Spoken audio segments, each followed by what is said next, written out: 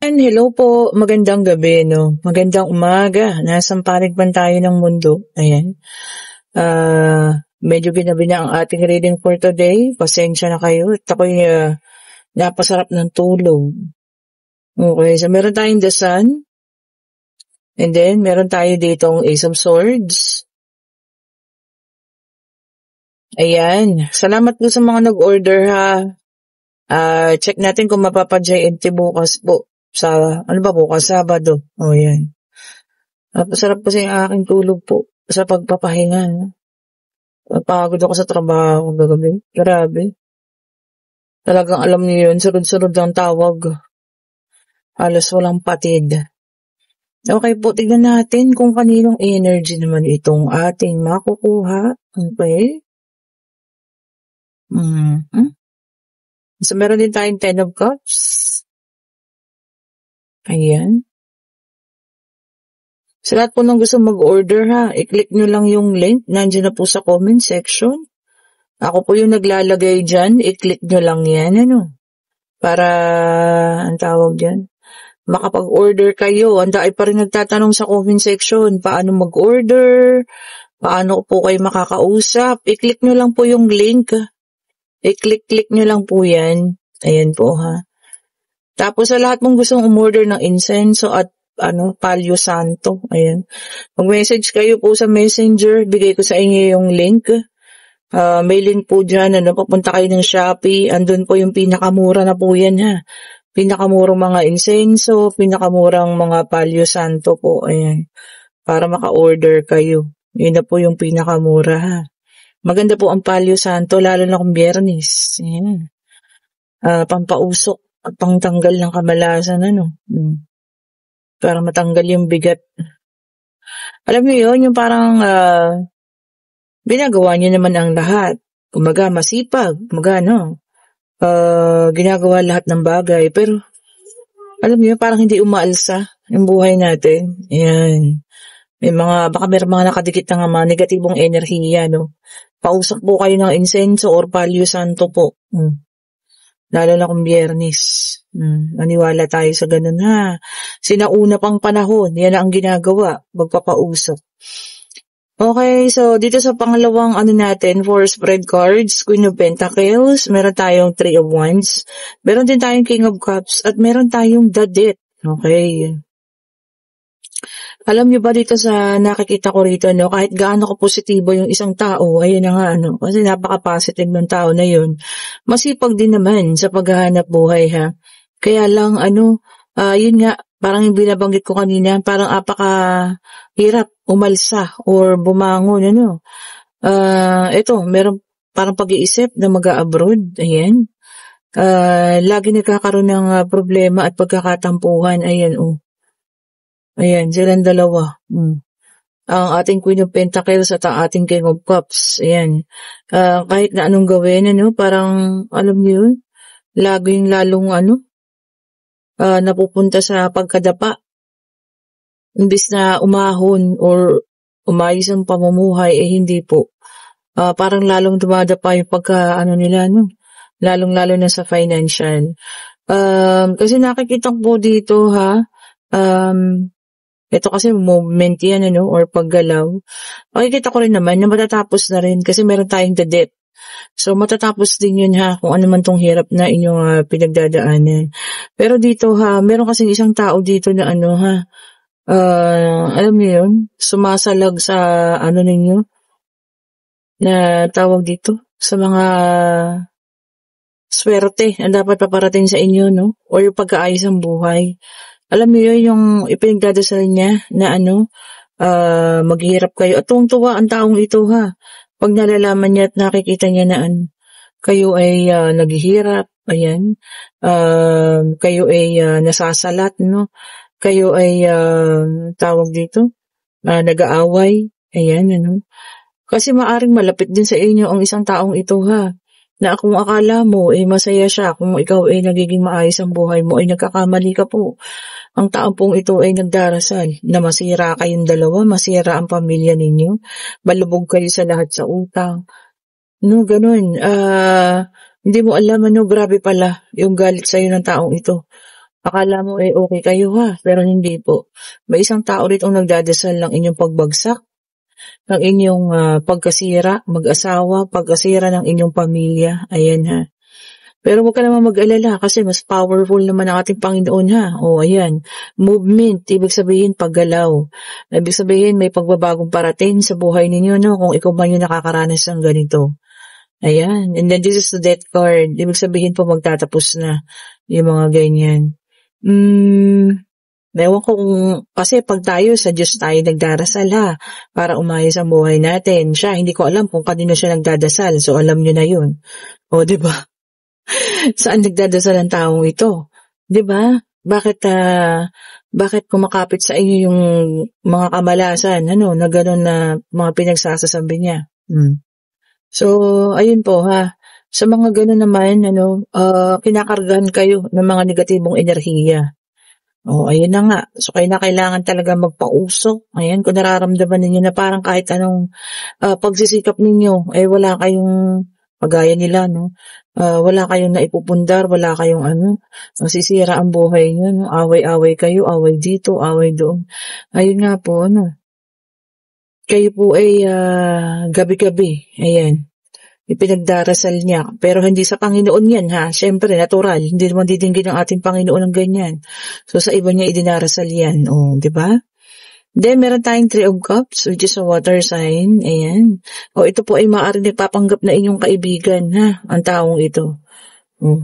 Ayun, nagpapanggap na kaibigan, nagpapanggap na mabuti siyang tao, pero naku po, iba po ang kanyang hinihiling, Hindi ko alam bakit gano'n ang galit niya sa'yo. Ayan. Okay. Eto nga, naka-reverse, which is the Hierophant. Hindi po siya sa Panginoon nagdarasal, Sa iba siya nagdarasal. Alam niyo na yan. Napakapangit banggitin, So, ang inyong pagkabagsak ay hindi natura. Kasi diba, hindi naman papakinggan ng Panginoon yan, Yung meron kang isang taong sisira, no? O meron kang isang taong gustong bumagsak at maghirap ng todo. Okay, so meron tayong water, meron tayong earth, ito naman ang air. Tagi-tagisa sabi niya rito, nine of swords ito. Ayan. Secret niya lang daw yun. Sinisikreto niya. So walang na ibang nakakaalam. Baka ito ay may alam niyo yun, may mga ritual na mga inuusal. Tapos mga kasabay ng mga pagdadasal niya at mga kagustuhan niya na mapahamak ang isang tao. 'Di ba? Hirap nun Antayin niya lang yung karma kasi sa susunod para sa kanya naman na yun, 'Di ba? And then meron tayong Five of Swords. Okay, air sign na naman. Ito naka-reverse na naman. Naku, may pala po ito. Sama ng loob sa inyo. Sa nakaraan, past resentment, sabi niya, baka meron kayong nagawa, meron kayong nakuha sa kanya, na kung ano man, na talagang, ayun pala, ikinasama ng kanyang kalooban. Kung ano man po, Hindi naman kayo nito pinapagawa sa isang tao, pero alam niyo yun, gabi-gabi inuusal niya na kayo ay masira ang buhay ninyo.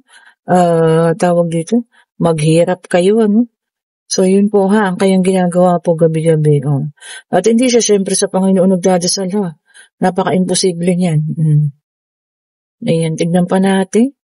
Tignan pa nga natin kung ano pa ang lalabas. Hindi natin alam kung ano yung, baka nasaktan niya siya nang hindi niya naman sinasadya, Okay, and then meron the sun ulit, which is a fire sign. So, water, earth, air, and fire. Lumabas na po lahat, So, lahat ng sign po ito, Lahat ng zodiac sign, kasama na rito. Yung iba sa inyo talaga, positive. Yun lang, pinakamagandang panlaban, Maging positibo. Di ba? Kahit na na yung kinakaharap natin ngayon, positive lang po, Maging positibo lang. Di ba? Pasasaan ba at matatapos din naman yan. Hindi naman po sa lahat ng panahon at sabi ko nga hindi naman natutulog ang ating Panginoon. Gising po yan, di ba? Hindi hahayaan na tayo maghirap at lagi nasasaktan. And then, meron tayong Knight of Pentacles, which is an earth sign. Ayan. O yung iba sa inyo, baka may iniisip na business sa ngayon, mag-business na raw po, ha. Maganda ang panahon, tag-init. Ayan. Siyempre, ang pinakamagandang business ngayon, mga inumin. Ayan, ano po. Pagkain pa rin, ang pinakamagandang business na yan. Kahit siguro dyan lang sa harapan ng bahay niyo, no? Ayan, makapag-isip kayo ng merienda, palamig, mga ganyan. Ako, patok na patok po yan sa sobrang init ng panahon. Kahit ngayon simpleng nakatubig na bote, no? Ayan, ilako-lako ay. Lakas din yan po. So kung may daw ka naiisip na business, go lang po ngayon. Maganda ang panahon. Medyo mainit nga lang. And then meron tayong Three of Wands, fire sign. Ayan. Meron kayong pinag-iipunan. Maaring expansion daw po. Expansion ng bahay, papagawa ang bahay, expansion ng negosyo. Ayan po, ha. Kung ano itong inyong pinag-iipunan, tama lamang po yan. At maganda naman daw po ang kalalabasan, kung para saan ang inyong ginagawang pag-iipon na yan. Pero huwag din naman titipirin masyado ang sarili niyo po, ha. Baka naman kasi, di ba, halos tipirin na ang ating mga sarili. Maglaan lang po para dun sa inyong pinag-iipunan. At sabi nga rito, matatapos at matatapos na rin naman daw po yan. Kung ano man yung inyong bagay na gustong makamit. Ganda ng ganun, yung nagkakaedad ka na, nagkakaroon ka ng achievement. Ang maganda po, mapaayos ang bahay, magkaroon ng mga gamit na, mga ginugustong mga gamit, sasakyan. Ayan na. Pag sumikapan po natin, lahat naman nakukuha sa tiyaga, sipag at dasal po. Di ba, no? Ayan, isa na lang. Tingnan natin kung anong lalabas, ha. Isa na lang ito. Medyo, ayun na siya. Nag-reverse. Okay, and then meron tayong Queen of Wands, naka-reverse, fire sign. Magtira ka raw po ng respeto para sa sarili mo, ha. Self-respect. Kung ano man itong kinalalagyan mo ngayon, ayan. Baka may gulo na nangyayari, magtira ka daw po ng respeto para sa sarili mo. Okay po. Alam nyo, dun sa situational reading, hindi niya kayo pinapagawa sa, sa tao. Pero ang ginagawa niya po, yung talagang dinadasalan niya kayo. May alam siyang dasal. Alam nyo yun? Baka akala niya sa Panginoon pa siya nagdadasal, pero iba na yung dinadasal niya. Para umepekto sa inyo yung mga negative energy. Sa lagin na yan, ha. Magpausok, bumili ng mga black tourmaline. Ayan po, ha. Nandun po yung link ng mga insenso. Nandyan din yata sa YouTube. Click nyo lang yan kung gusto nyo mag-order. Yan na po yung pinakamura sa Shopee po, ha. Click nyo lang yan. Okay, pwede na kayo magtanong. Ayan, yes and no card. Ayan po, ha. Pag-ibig, pangyayari, financial, pag-alis, pag-travel, ayan, pag-aaral, examine, kung ano man yung mga nasa isip ninyo, ha. Itanong nyo na po. Divine Universe, ibigay mo sa amin ang kasagutan sa kanilang mga katanungan po. Isa lang po, ha, para malinaw naman. Isa lang po, ha, para malinaw.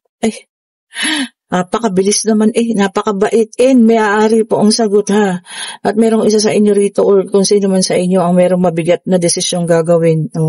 Pwedeng para sa pamilya, pwedeng sa pag-ibig, pwede rin sa financial, pwedeng sa hanap buhay, isang mabigat na pagdesisyon po ang pagdadaanan ninyo.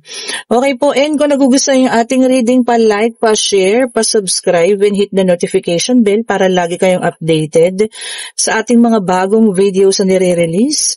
At syempre, kung gusto niyo ng ating mga bracelet, ayan, ito po ang amethyst, ito po ang citrine, lucky citrine, at ito po ang carnelian. Mag-order na po kayo, ha. Ayan, ang gaganda nila. Ayan, ha. Mga original crystal po yan, ha. Kita niyo naman, walang pagbabakbak. Ayan, marami na po nakabili sa atin, ha. At napakarami na nagpatunay sa citrine po. Ayan. Daing na nakatanggap ng blessing dahil sa citrine, ha. And kung gusto niyo naman ng pangontra, sabi ko nga, sa mga negatibong enerhiya, syempre magsuot kayo ng evil eye.